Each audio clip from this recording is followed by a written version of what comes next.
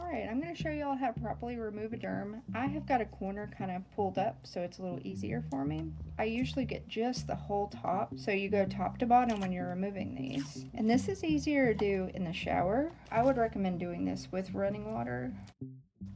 Have it run so it kind of lubricates it. Top to bottom. And if it feels like it's pulling too much, just make sure it's nice and wet getting it off. Now that you've got it off, you're going to clean it really well. I use Dial Gold. I've got a towel with some of the Dial Gold on it. You do not have to have gloves on when you are taking your derm off, but I'm a tattoo artist in a tattoo studio. You clean it up good with some soap and water. Again, if you're in the shower, that's even better. People ask me, how do I get this ring, or what if I feel really sticky afterwards? What do I do then? I'm not recommending this for on your actual tattoo itself, just the skin around it. But I'm going to get some rubbing alcohol on a towel.